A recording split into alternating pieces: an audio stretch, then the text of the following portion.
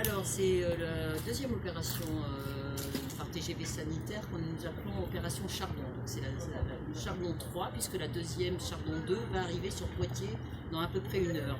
Et ces deux TGV sanitaires transportent des patients qui viennent de Mulhouse et de Nancy. Celui de Bordeaux, Chardon 3, a pris en charge 24 patients de Nancy et de Metz. Et le train est parti tout à l'heure et est arrivé là vers 14h10. L'évacuation des patients est en cours sous la direction du professeur Combe, Xavier Combe, directeur du SAMU de Gironde, et qui assure la répartition des patients vers leur destination et les établissements d'accueil en fonction de la gravité de leur état. La première ambulance est partie vers l'hôpital d'instruction des armées Robert Picquet, la deuxième en direction de Pau, et puis maintenant on a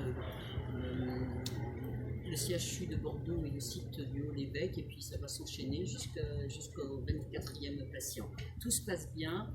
L'état de certains patients peut-être s'aggraver au cours du transport, et c'est en fonction de leur état de santé que le professeur Combe décide de leur répartition dans les différents établissements.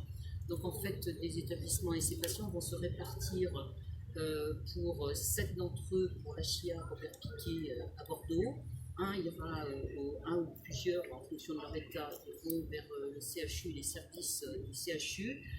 4 partiront vers Bayonne. 6 partiront vers Bayonne, 4 pour Pau et normalement 3 pour Libourne. Ça, c'est la répartition des 24 patients qui arriveront ici en gare Saint-Jean. À Poitiers, il y aura 12 patients dans le TGV Chardon 2 qui vont se répartir entre le CHU de Poitiers pour 5 d'entre eux, 3 pour le CH de La Rochelle, 2 pour le siège de Niort et 2 pour le siège d'Angoulême. Ce sont des unités mobiles hospitalières ferroviaires, comme nous les appelons. Ce sont des voitures qui sont transformées en unités de réanimation mobile, 4 patients par voiture, avec une équipe médicale. Certaines équipes médicales sont remontées hier de Bordeaux et de Poitiers pour aller chercher leurs patients dans les établissements d'origine. Ils sont redescendus avec des réanimateurs, des internes en réanimation, et aussi des infirmiers avec des infirmiers des IDE et une infirmière à chaque fois aide anesthésie.